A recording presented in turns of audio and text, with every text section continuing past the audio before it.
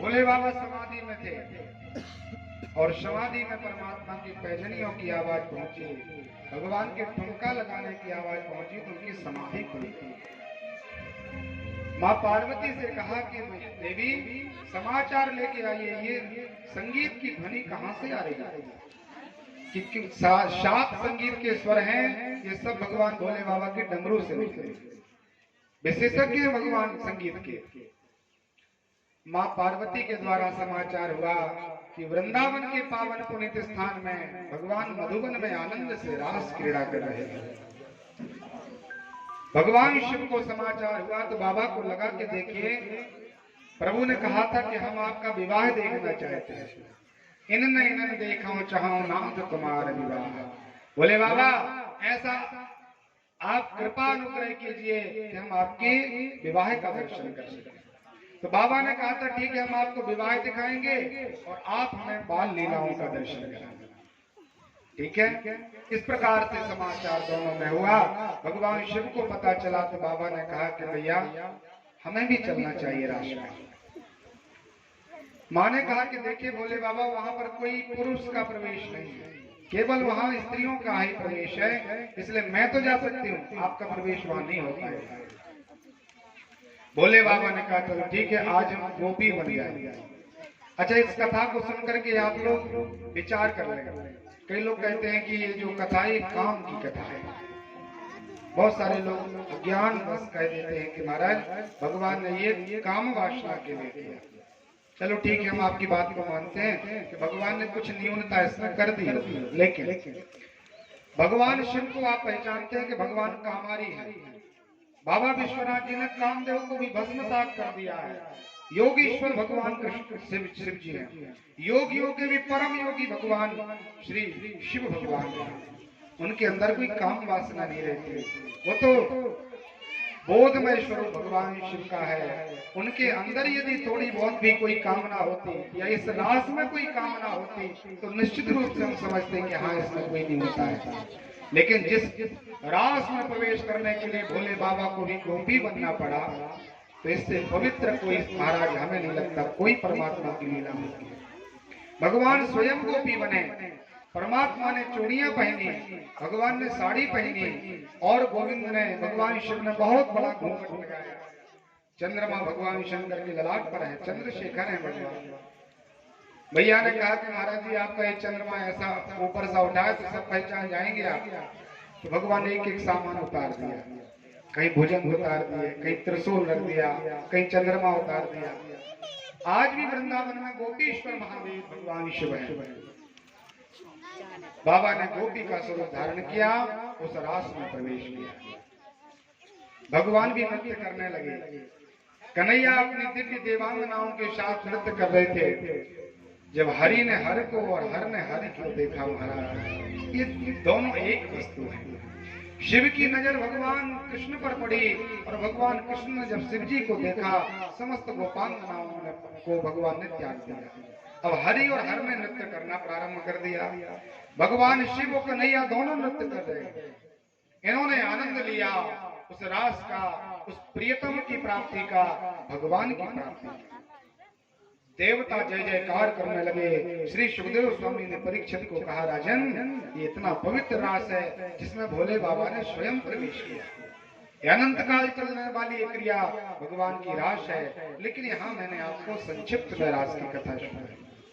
बार बार उदाहरण देने के बाद भी परीक्षित के मन में थोड़ा सा संदेह हो गया और विचार किया परीक्षित जी ने कि हमें गुरु जी से पूछ ही लेना चाहिए। और मेरा तो महाराज अनुभव यह है कि परीक्षित ने स्वयं के लिए नहीं पूछा होगा। सम्राट परीक्षित जी तो परमहंस थे, पहुंचे हुए संत हो चुके थे, लेकिन हम आपके लिए आने वाली पीढ़ियों में, आने वाले समय में इस कथा को सुनकर के कोई भगवान के ऊपर कालक्षेप न करे, भगवान को कोई उंगली ना उठाए, इसलिए संसार के नाम से महात्मा परीक्षित जी ने प्रश्न कर दिया। संस्थापनाय धर्मस्य प्रशमाये तरस्य च अवतीर्णो हि भगवान् अंसेनो जगदीश्वर। यदा यदा हि धर्मस्य ग्लानिर्भवति भारत अभ्युत्थानम् अधर्मस्य तदाप्यमानं सृजनम् परित्राणाय साधूनां विनाशाय च दुष्कृताम्।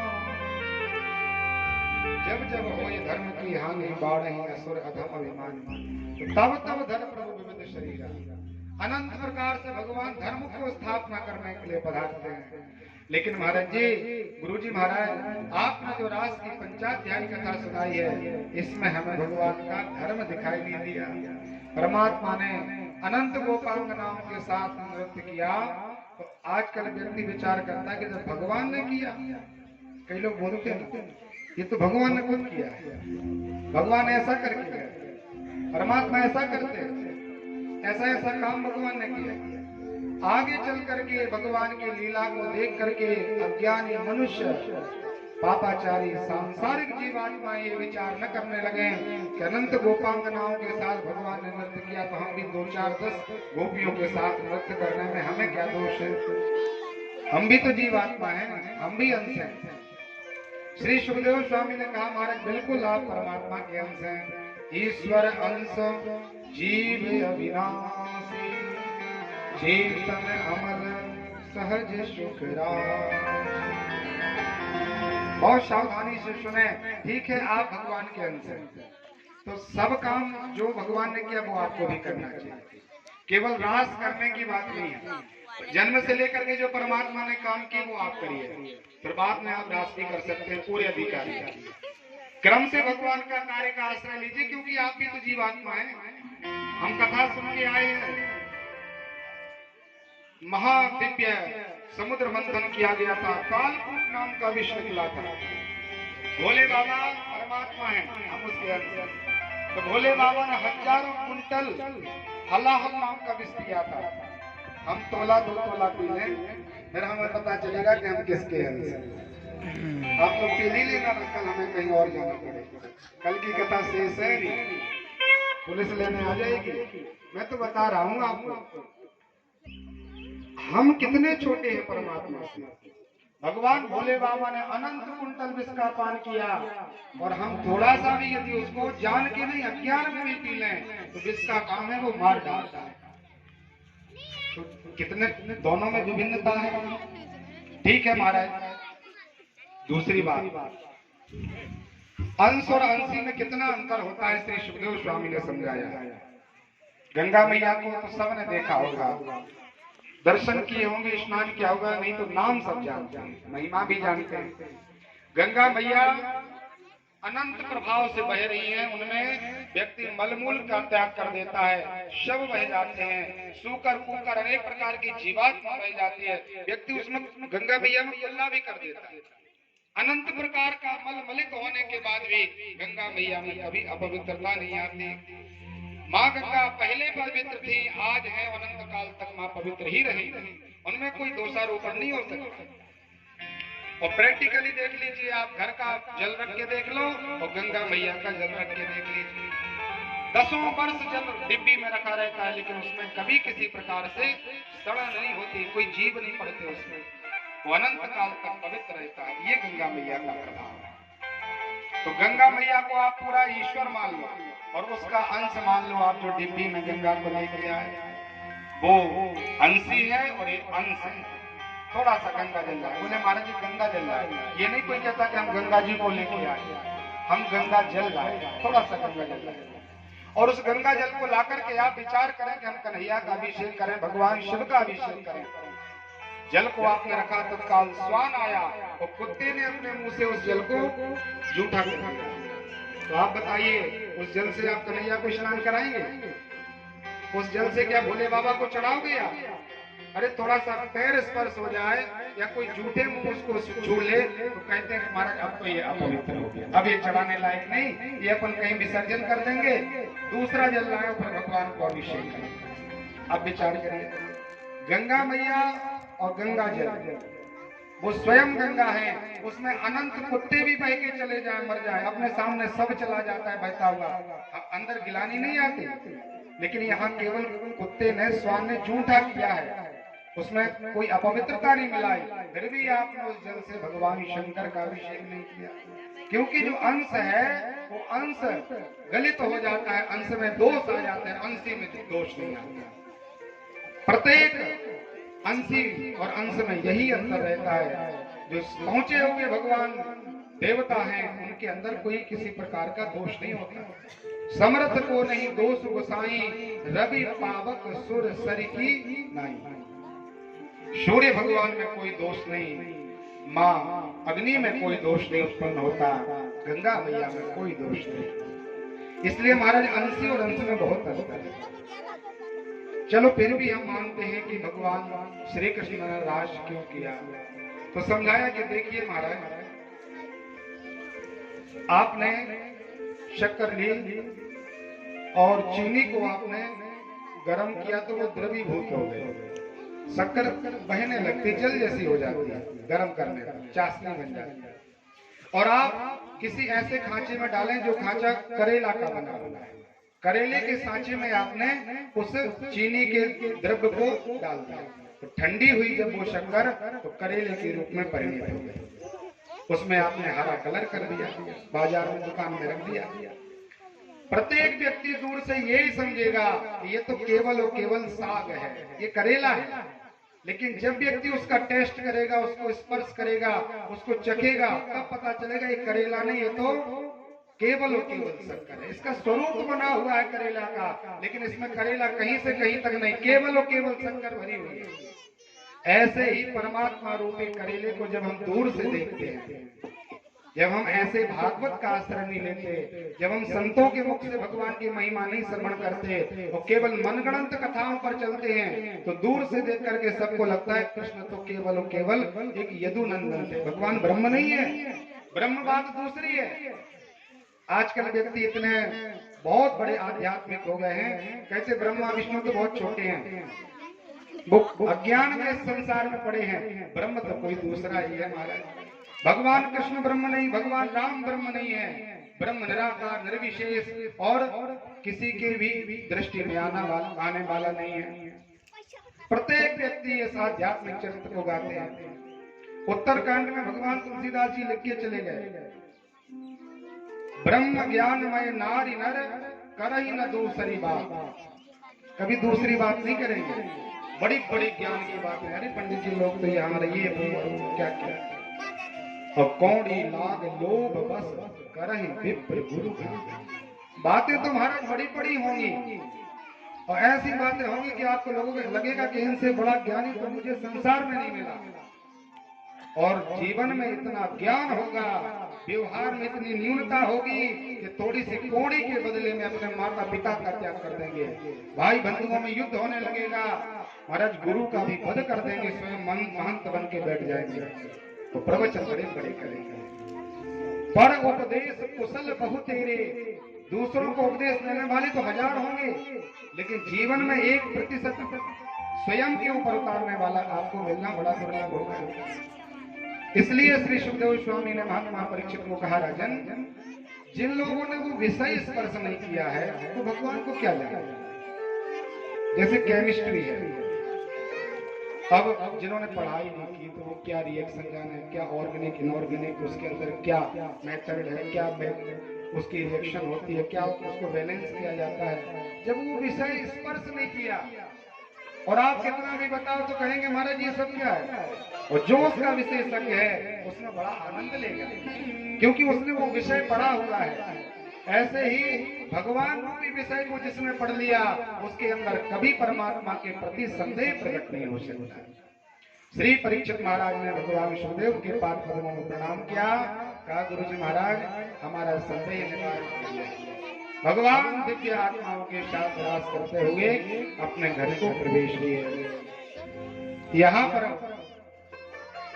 देवताओं के द्वारा प्रेषित महात्मा नारद जी आए और नारद जी ने कंस के यहाँ जाकर के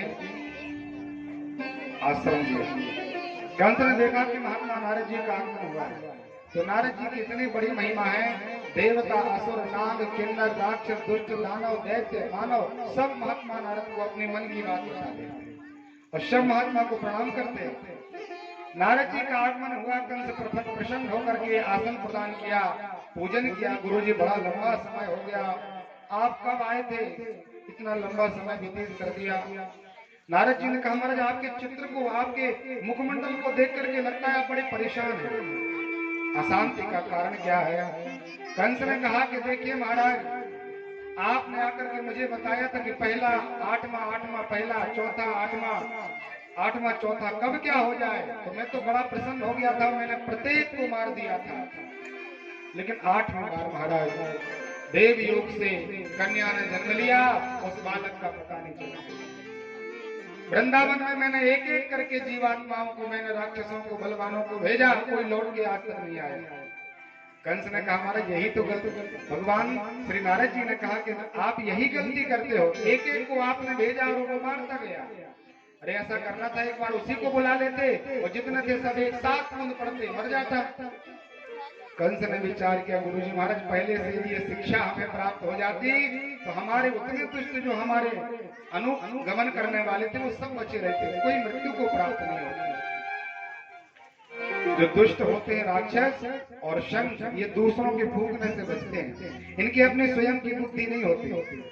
जो विवेकहीन व्यक्ति होता है वो कानों में जल्दी भर जाता है, इसने ऐसा किया, वो अपनी सत्यता की परीक्षा नहीं करेगा कि आखिर उसमें सत्य क्या है, तत्काल लड़ने के लिए तैयार हो जाएगा। ऐसे ही शंख कितना भी सुंदर हो, बिना भूखे महाराज बजने वाला नहीं है। कंस का मन प्रसन्न हो गया, उसने क्रूर महाराज को बुलाया, कहा आप चाचा लगते हो, प्रातः काल आपको कन्हैया के पास जाना है। वो कहना बहुत बड़े मेले का आयोजन है, एक रंगमंच का आयोजन किया गया है, बड़े बड़े मल्ल उसमें युद्ध करने के लिए आएंगे, आप लोग दर्शक होंगे। कृष्ण को बलदेव बलभद्र को लेके आइए। अक्रूर जी महाराज ने पहले तो समझाया कि देखिए महाराज कल्पनाएं हमारी होती हैं, उसमें क्या होना ये परमात्मा के हाथ में। हम तो कुछ भी कल्पना कर लेते हैं, लेकिन उसमें से कितनी घटना घटित होती है ये कोई फिक्स नहीं है।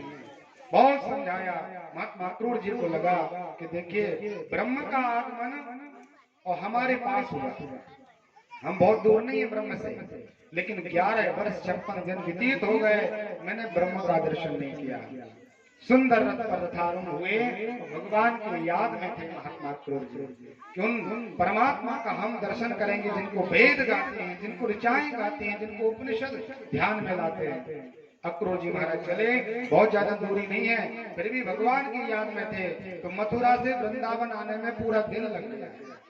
शाम के समय पधारे, आकर के देखा तो उसी समय परमात्मा भी गौचारण करके लौट रहे थे। भगवान के पूरे शरीर में गाय की रज लगी हुई है, धूल लगी हुई है, भगवान बिना पादुकाओं के हैं, परमात्मा के दिव्यांग केश हैं, भगवान की अलकावली है, भगवान नन्हे नन्हे से मुस्कान के साथ चले आ रहे। अक्रूर जी समझ गए हो ना हो ब्रह्म यही होना चाहिए, तत्काल रथ का त्याग कर दिया और चरणों में भगवान को लौटने के लिए प्रणाम करने के लिए बढ़े तो भगवान स्वयं प्रणतिपात करने लगे।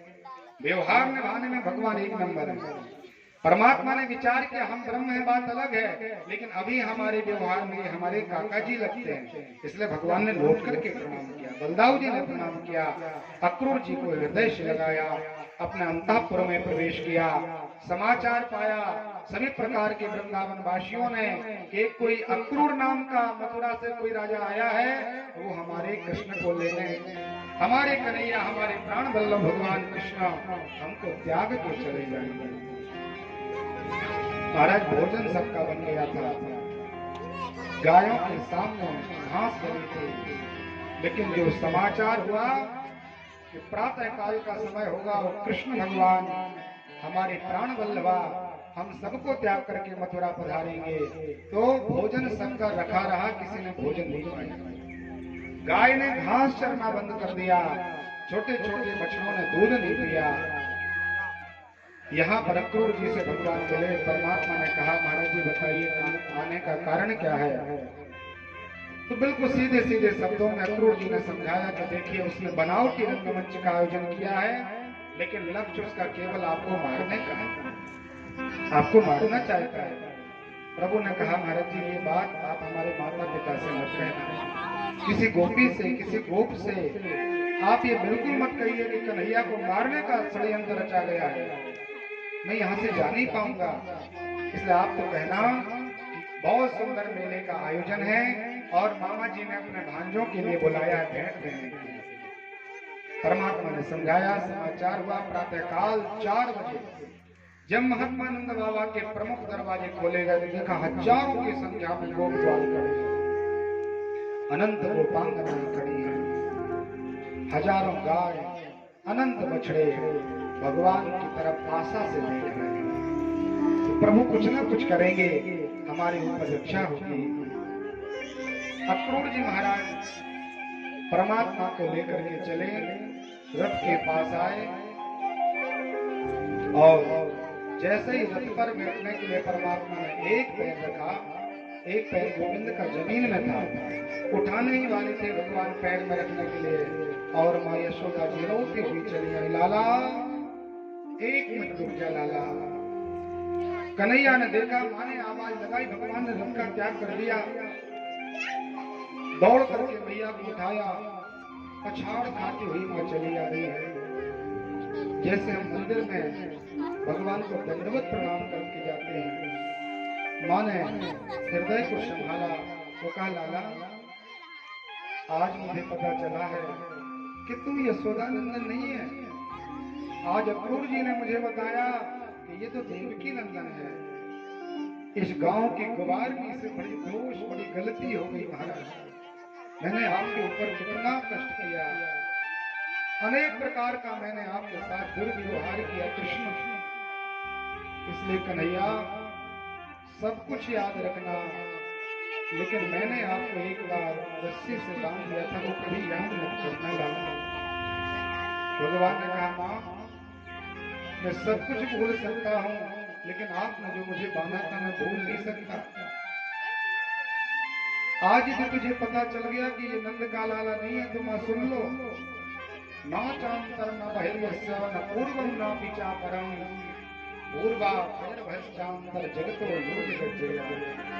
भैया मेरे आदि मध्य और अंत का कोई पता नहीं है, मैं बड़े बड़े महात्माओं के पास जाने में संकोच करता हूँ, लेकिन माँ आपने जो मुझे वात्सल्य प्रदान किया है उसका ऋण अनंत जन्म लेकर के भी मैं चुका नहीं सकता।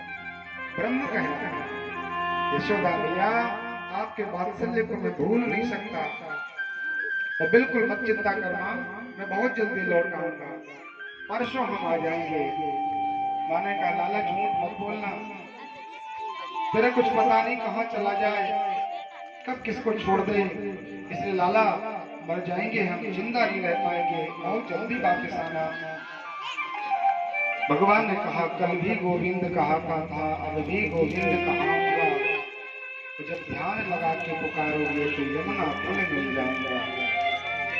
माने कहा लाला हम भूख प्यास से रह लेंगे, हम बिना धन के रह लेंगे, हमारे जीवन में अनंत रोग उत्पन्न हो जाए हम सह लेंगे, लेकिन लाला तेरा विनय हमसे सहन नहीं होता। माँ ने अपने अश्रुपात से कन्हैया के सिर को भिगो दिया, भगवान भी जोर जोर से रोने लगे। प्रभु को भी लगा के देखिए भगवान बल की सीमा है, लेकिन भगवान को लगा कि यदि आज हम माँ के आंखों तरफ देखेंगे, मैया के उस शरीर को देखेंगे, तो हम अनंत प्रयास करने पर भी वृंदावन नहीं छोड़ सकते, हम यशोदा जी का त्याग नहीं कर सकते। हजारों कंस भी आ जाए, कुछ भी हो जाए, लेकिन परम साध्वी परम वात्सल्य मई माँ यशोदा जी का कैसे त्याग हो सकता है। तो मैया ने कन्हैया से कहा, भगवान ने कहा माँ देखो आपको नहीं लगता क्या कि आपके बेटे को किसी नगर का दर्शन हो, हम किसी मेले का दर्शन करें, किसी दुकानों में जाएं, हमें भी खेलने कूदने का मन है। 11 वर्षों तक माँ हम केवल वनों में रहे, जंगलों में निकले, हमने पोखर का पानी पिया, हमने गायों का चारण किया। आज मैया 2 दिन की बात है, हम मेला देख के वापिस आ जाएंगे, और परमात्मा यशोदा जी की तरफ नहीं देख पा रहे। सोच लीजिए प्रकृति विनाश सृष्टि लय हुई, जिन परमात्मा की भावों को हिलाने मात्र से प्रलय आ जाता है, वो परमात्मा कितने संकोच में हैं। देखा गोपियां सामने खड़ी हुई हैं, तो परमात्मा ने विचार किया अब जाना मुश्किल है। भगवान नीचे मुंह किए हैं और बात उन लोगों से कर रहे हैं, आप लोग हट जाइए, हमें 2 दिन के लिए जाना है। गोपांगनाओं ने कहा भैया ये रथ हमारे शरीर से निकालो, आपको जाना है, पहले हमें मारना।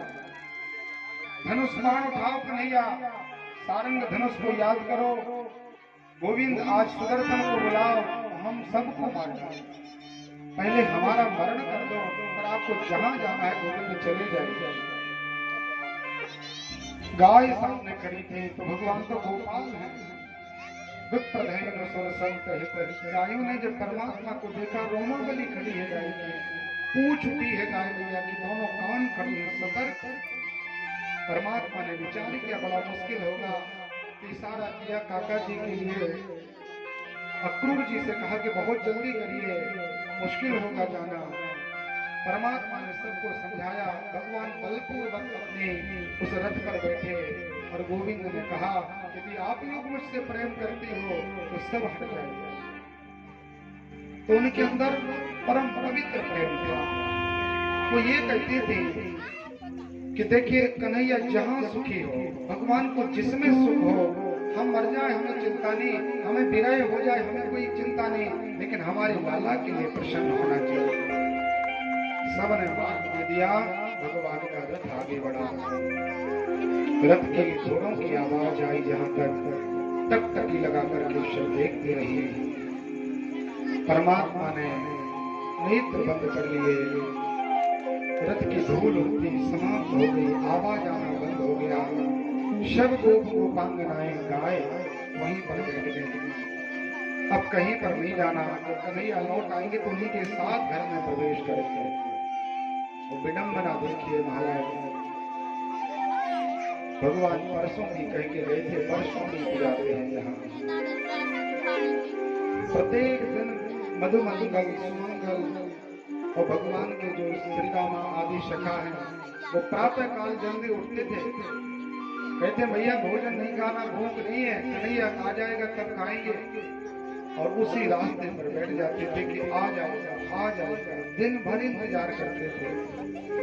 जैसे राम जी के विरह में 14 वर्ष तक वहां पर विवाह नहीं हुआ, वहां किसी ने जन्मोत्सव नहीं मनाया, वहां किसी ने एक दीपक नहीं रखा, वहां पर किसी ने सुंदर श्रृंगार नहीं किया, कि जब तक राघवेंद्र सरकार लौट के नहीं आ जाएंगे, भगवान तृणों पर सोएंगे, हम सैया पर सोएंगे, भगवान कंदमूल फल खाएंगे, हम राजसीय भोजन करेंगे, कदापि नहीं। राम जी भगवान तो सुख से रहे होंगे, लेकिन अयोध्या वासियों ने उतना सुख भी नहीं लिया। भरत जी ने तो विचार किया था कि राघव तृण के आसन पर सोते हैं, जमीन में भगवान राम जी सोते हैं, तो भगवान भरत जी ने गड्ढा खुदवाया था कि हम भगवान से नीचे सोएंगे, भगवान थोड़ा सा जमीन के ऊपर सोते यदि तखत आदि पर, तो हम जमीन पर सो सकते थे, लेकिन परमात्मा स्वयं जमीन पर सोते हैं, इसलिए हमें परमात्मा की बराबरी नहीं करना।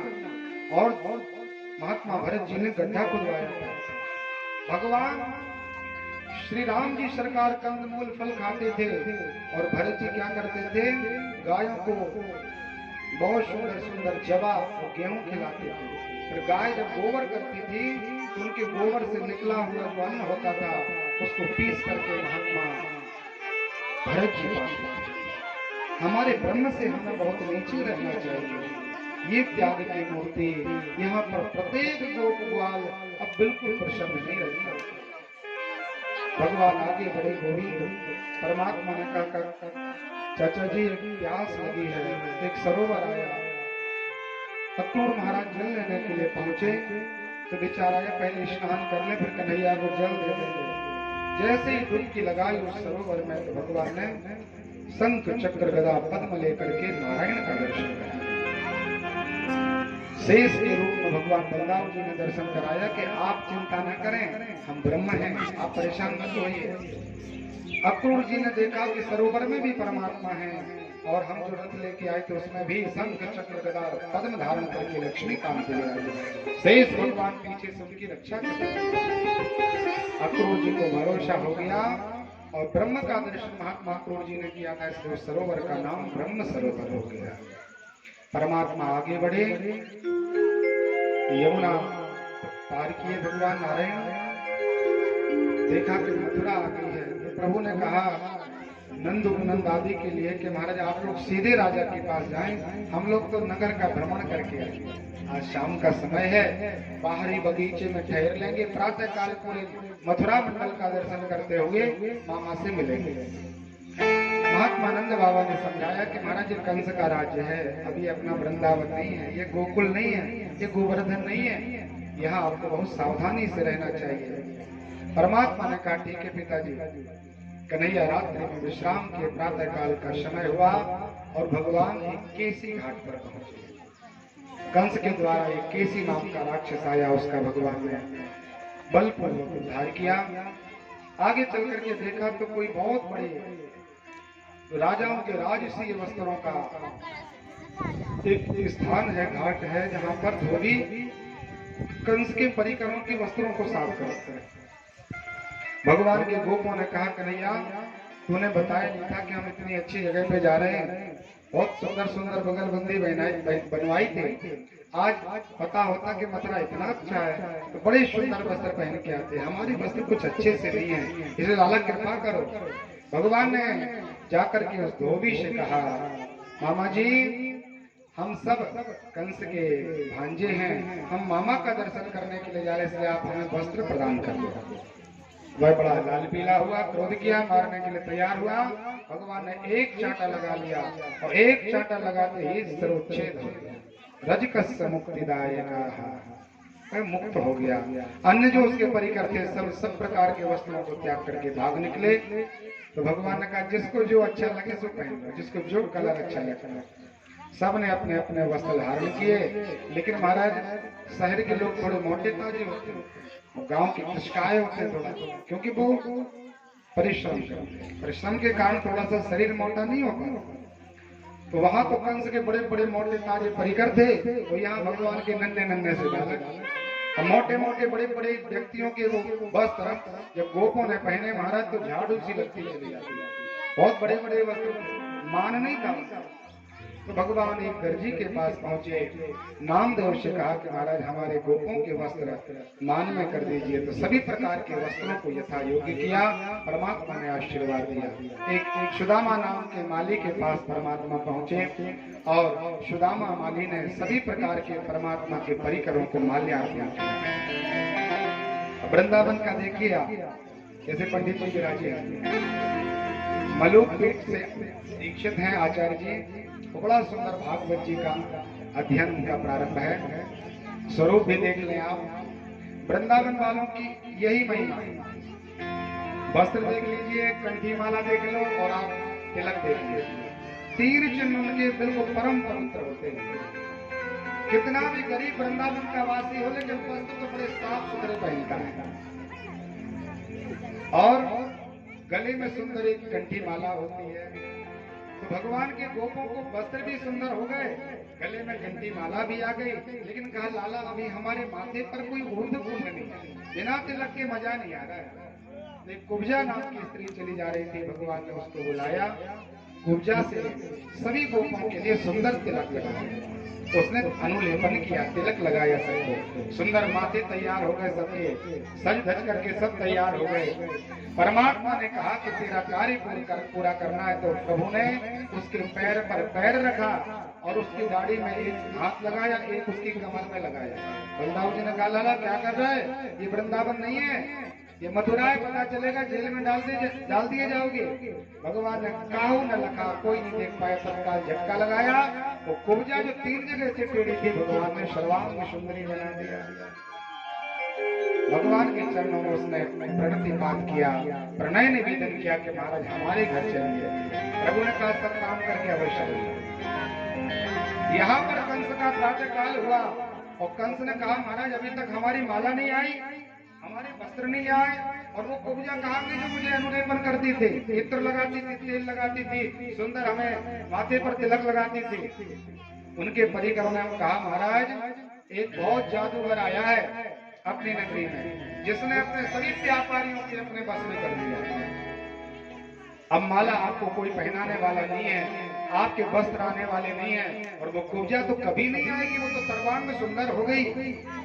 परीक्षित ने कहा महाराज इतना सुंदर भगवान का वैभव, जहां जाते परमात्मा का सब स्वागत करते थे। श्री सुखदेव स्वामी ने कहा परीक्षित, जो व्यापारी लोग होते हैं वो चुनाव के पहले ही हवा परख लेते हैं कि किस तरफ बह रही है, क्योंकि उनको तो दुकान चलाना है। आज किसी की सत्ता, कल दूसरे की सत्ता होगी, हमारी दुकान तो चलना चाहिए। इसलिए वो पहले से चुनाव का वह ध्यान समझ करके कि किस तरफ हवा का प्रवाह है, उसी तरफ महाराज मीठे के डिब्बे लेके चले जाते हैं। महाराज जय हो, आपको ही आना है, आपके समान धर्मात्मा कौन है। तो सबने विचार किया अब कंस का राज्य चलने वाला नहीं, अब परमात्मा श्री कृष्ण का राज्य प्रारंभ होगा, तो क्यों ना अभी से भगवान कन्हैया का स्वागत प्रारंभ किया जाए। सबने भगवान नारायण का स्वागत किया। एक सुंदर धनुष रखा गया था, भगवान ने उसको तोड़ दिया, खंड खंड किया और रंगमंच में गोविंद प्रवेश किए। जैसे ही रंगमंच में जाने लगे तो देखा कुबलिया पीड़ नाम का एक हाथी है। 10,000 हाथियों का बल एक हाथी में था। उसको बहुत मदिरा पिलाई गई, अनेक प्रकार का मांस खिलाया गया। ये पागलों की तरह कन्हैया पर जाएगा, वो मर जाएगा। परमात्मा ने देखा और भगवान कुबलिया पीड़ के साथ क्रीड़ा करने लगे। परमात्मा उसके सूंड पर चढ़ जाते हैं, भगवान उसके पेट के नीचे छुप जाते हैं। कभी भगवान सामने लेट जाते हैं तो वो विचार करता है ये लेटा है, मैं पैर पटकूंगा और ये प्राणांत हो जाएगा। और जैसे ही पैर पटकने के लिए वो आता है, भगवान वहां से अन्य स्थान पर चले जाते हैं। चारों तरफ नृत्य करवाना भगवान ने प्रारंभ किया, बड़ा परेशान किया। और गोविंद ने एक मुष्टि लगाई, कोई देख नहीं पाया। और कुबलिया नाम का वह जो हाथी था, उसका जो महावती था, सब परमात्मा की कृपा से उद्धार हो गया, मोक्ष हो गया उनका। भगवान की जय जयकार हुई। और हाथी के दो बहुत बड़े बड़े दांत थे, एक दांत भगवान कन्हैया ने लिया और एक दांत भगवान बलदाऊ जी ने लिया। बड़े आनंद के साथ भगवान रंगमंच में प्रवेश किए। बोल भक्त वत्सल भगवान की जाके रहे।